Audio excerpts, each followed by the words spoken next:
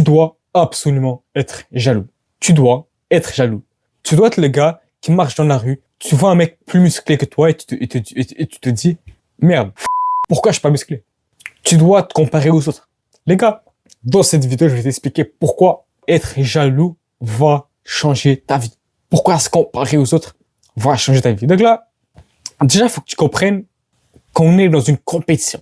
On est dans une compétition entre hommes, entre hommes, dans le business, tout ça. T'es en compétition. T'es en compétition. Imagine que là, j'ai dessiné tout à l'heure, là, pour voir ça fait quoi dessiner. Imagine, je sais pas, désolé, imagine qu'il y a une voiture, admettons, c'est une voiture, ça, avec les roues, les gars, j'ai la flemme de dessiner. Il y a une voiture sur l'autoroute, on va dire ça c'est une route, qui décide de rouler à 40 km à l'heure. Cette voiture-là, elle s'est dit, let's go, moi je vais rouler 40 km à l'heure.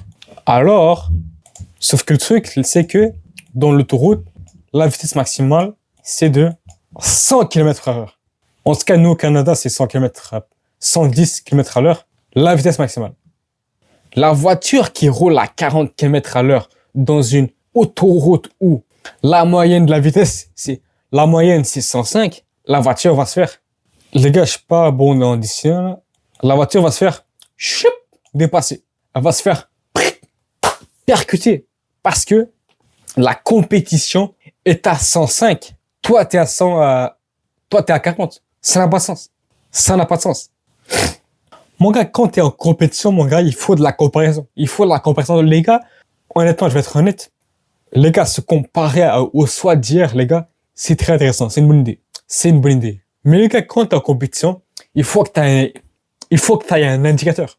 Il faut que tu te compares. Il faut que t'ailles cette masculinité, cette compétitionnité. Les gars, je sais plus ce que je dis. Il faut que t'ailles cette compétition, cette âme compétitionnelle. Il faut que t'ailles cette compétitivité pour dépasser ceux qui sont au-dessus. Car il y a de la compétition, les gars. L'autre fois, j'étais en train de regarder une vidéo de Hamza. En gros, Hamza il disait comme quoi, il faut pas se comparer aux autres, mais il faut être en compétition avec les autres. Mais ça n'a pas de sens. Ça n'a pas de sens parce que, déjà, quand tu es en compétition, il faut que tu te compares. C'est logique. Ça vient quand même. Ça vient avec soi-même. Ça vient de même. Ça vient de même. Compétition, comparation. Ça se ressemble déjà. Mais en plus, ça motive. Quand tu te compares à des gens au-dessus, ça te met un espèce de coup de pied dans les fesses. Réveille-toi. Ça réveille. Ça motive. Les gars, où est-ce que je vais venir dans le fait que c'est motivant? Comme, je vais te parler de moi. Ok, je parle de ma vie. Je vais parler de ma vie. Ah, mais non, moi à l'époque, 2 secondes. Moi à l'époque, wesh. Attends, c'est quand? Moi à l'époque, 2 secondes. Voilà. À l'époque, j'avais commencé la musculation et tout. Et chaque fois, en gros, j'étais en train de comparer mes bras aux autres. J'étais en train de comparer mes muscles aux autres. Quand je vois quelqu'un avec plus de muscles que moi, ça m'énerve. Ça me met à la colère. Et je me rappelle plus précisément d'une fois, on était en classe d'anglais. On était en classe. En gros, on a regardé un film. Et il y avait un repassant. Le repassant, il est balèze. On va dire c'est le remplaçant. Voilà. Le remplaçant est là. Il nous parle et tout. Il nous parle. En tout cas, le remplaçant, il parle. Et par la porte, on voit un gars. Il est gros aussi, de ma classe, courir. Le gars, il courait. Il a couru, mais on le voit derrière la porte. Et ce que le prof a dit, le prof, il a dit, il croit me rivaliser. Il croit rivaliser avec moi. Moi, quand je me pèse dans la balance, c'est marqué 270 livres. 122 kilos. Ensuite, c'est là que ça devient intéressant. Il y a un gars dans ma classe, il dit, moi, monsieur, je pèse 150. Donc, on va dire 68 kilos. Et il y a un autre gars, il dit, moi, je pèse 180. Donc, 180. Et les gars, et à ce moment-là, j'ai eu la rage. Je me dis, comment ça se fait qu'il y a un gars de ma classe, il pèse 18 kilos de plus que moi, alors qu'on a le même âge. Comment ça se fait? Bon, après, voilà, il est grand et tout. Il est un peu grand. Comment ça se fait? J'ai eu la rage. Je me suis dit, Il faut absolument que je bulk. Je dois bulk. Il faut que je prenne des kilos. Il faut que je prenne des kilos. Il faut que je sois musclé. Ah, vite, vite, vite. Vite. Pourtant, j'étais pas content. J'avais la rage. Je me comparais aux autres. J'étais pas content. J'étais pas satisfait, mais j'étais motivé. Ça m'a un peu fouetté. Faut que je bulk plus. Bon, après, cette histoire-là, ça fait 2 ans quasiment. En tout cas, bon, les gars, petit disclaimer. Faut pas se comparer à ceux qui sont en bas de vous. Comparez-vous à ceux qui sont plus que vous, car ça fouette. En tout cas, si tu te compares à ceux d'en bas, bah, ça va avoir l'effet inverse. Tu vas être plus complaisant. Oui, mais Anas, c'est pas bien d'être malheureux, c'est pas bien d'être pas satisfait, il faut être heureux et c'est pas bien. Pourquoi pas être satisfait? Pourquoi faut être méchant? Pourquoi faut se sentir mal? Les gars, j'arrive. Déjà, pour que tu comprennes pourquoi, déjà, mon gars, je comprends exactement ce que tu penses. Je comprends exactement le même raisonnement. Oui, mais Anas, si je me compare, je suis pas heureux, je suis pas satisfait. Je comprends. Sauf que, mon gars, la dure vérité, mon gars, c'est que le but de la vie, c'est pas d'être heureux. Surtout pas à ce moment-là. Parce que, mon gars, surtout pas à ce moment-là. Où est-ce que je vais venir? À l'époque, à août 2022, j'avais bientôt 14 ans. Je me croyais ultra incroyable. Je me croyais musclé. Je croyais j'étais très productif. Je croyais j'étais un alpha. Je lisais des livres et tout. Dans ma tête, j'étais un alpha. Et il est arrivé un moment où j'ai commencé à me perdre sur Internet. J'ai commencé à me perdre sur Google. Sur TikTok, je pense pas. J'ai oublié c'est où. Mais en tout cas, je tombe sur une vidéo qui dit que Weshden avait 16 ans lors de la sortie du clip Anissa qui a buzzé. Moi, j'ai pas cru. Je suis allé rechercher tout. Et il s'avère que Weshden avait 16 ans lors de ce clip-là. Lors de la sortie de ce clip-là. Et à ce moment-là, les gars, ça commençait à me gêner. J'ai commencé à... C'était gênant. À 16 ans, faire des clips virales.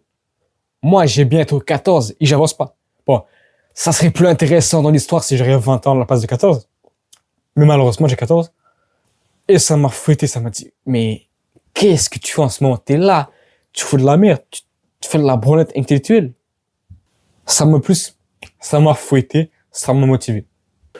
Le truc que je veux dire, les gars, c'est que si 3 mecs sur 3, attends, je sais pas, 3 mecs, on va dire ça, c'est un mec 1.